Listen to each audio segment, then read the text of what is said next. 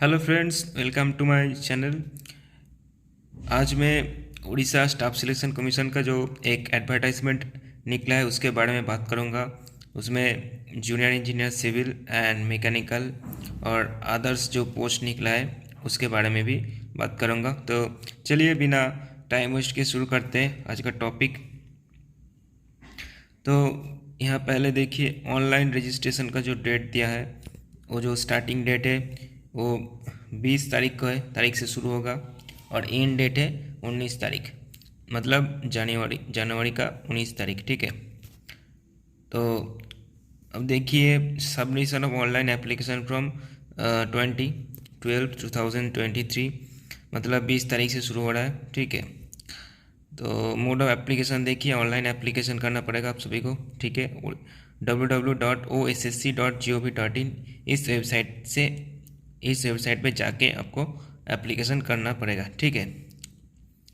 तो चलिए उसके बाद देख लेते हैं क्या क्या पोस्ट है इसमें। पहले देखिए, जूनियर माइनिंग ऑफिसर। ठीक है, टोटल पोस्ट है 196। उसके बाद जूनियर एमवीआई, टोटल पोस्ट है 48। फिर देखिए जूनियर इंजीनियर मैकेनिकल, इसमें कितना पोस्ट है?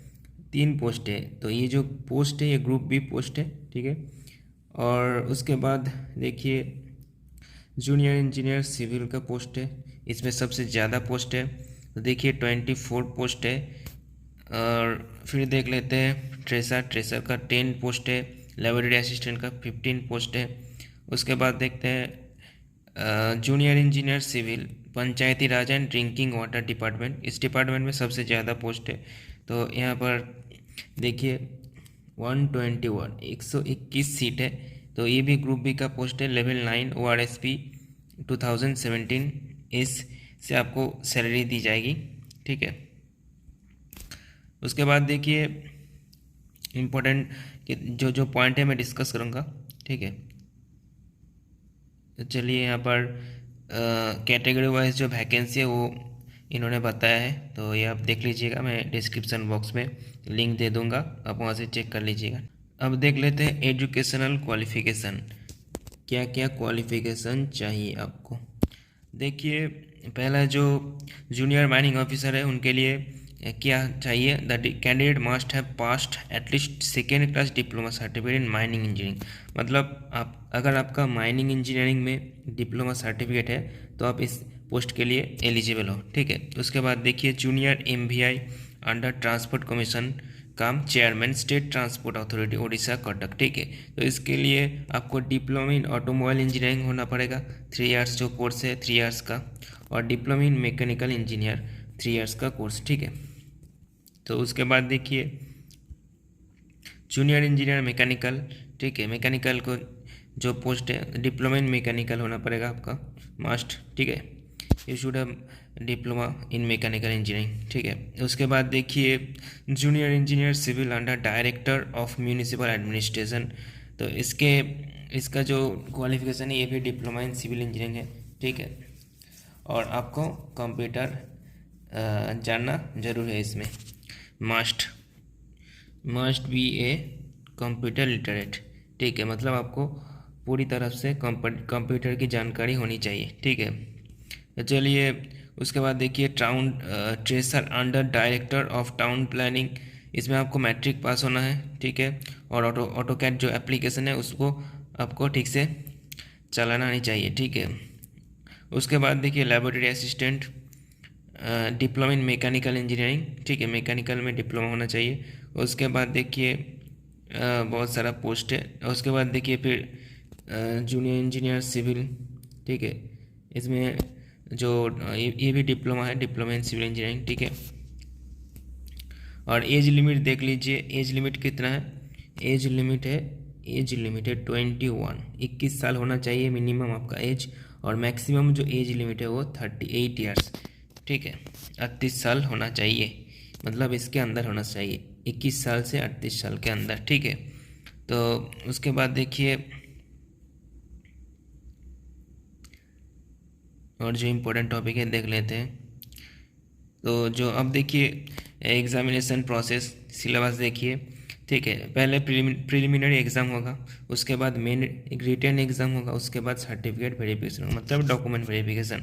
तो यहाँ पर देख लेते हैं, यहाँ देख लिए स्टेज 1 में क्या क्या क्या एग्ज़ाम होगा, परीक्षा। तो उसके पेपर जो है उसमें क्या क्या आपको पढ़ना पड़ेगा। एरिथमेटिक मतलब जो पाटीगणित है वो उसको पढ़ना होगा। डाटा इंटरप्रिटेशन, ठीक है, जो pie chart, table, data sufficiency etcetera, logical reasoning और analytical ability, general mental ability, current affairs, computer awareness, ये सब आपको जानना पड़ेगा। और जो मेन इम्पोर्टेंट चीज़ है वो यहाँ देख लीजिए, द क्वालिफिकेशन भी MCQ टाइप, OMR और CBRE। मतलब OMR तो आपको पता है, OMR सीट, और CBRE का मतलब है कंप्यूटर बेस्ड रिक्रूटमेंट एग्जामिनेशन, ठीक है। CBRE मतलब ये OMR सीट में भी हो सकता है और कंप्यूटर बेस्ड भी हो सकता है, ठीक है। उसके बाद देखिए जो यहाँ पर नेगेटिव मार्किंग है वो 0.25 है, मतलब 1/4, ठीक है। अगर आप 4 मार्क्स गलत करेंगे तो आपको 0.25 मार्क्स डिडक्ट हो जाएगा, ठीक है। तो उसके बाद देखिए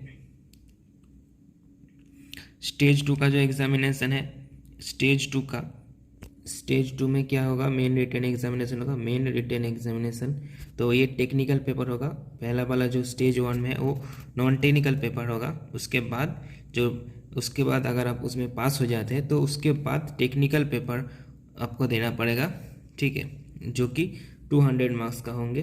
तो टेक्निकल मतलब आपको पता ही है, जो आपका ट्रेड है, जो स्ट्रीम है, सिविल, मैकेनिकल, जो भी है, आप उस टेक्निकल पेपर को आपको देना पड़ेगा, ठीक है।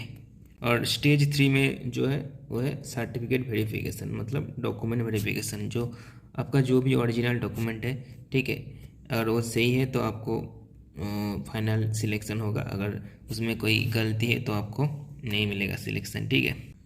और एक चीज़ देखिए, यहाँ पर नॉर्मलाइजेशन है, ठीक है, नॉर्मलाइजेशन अप्लाई होगा। अगर आप कंप्यूटर बेस्ड एग्जामिनेशन होगा तो नॉर्मलाइजेशन अप्लाई होगा, ठीक है। अगर OMR बेस्ड होगा तो नॉर्मलाइजेशन नहीं होगा, ठीक है।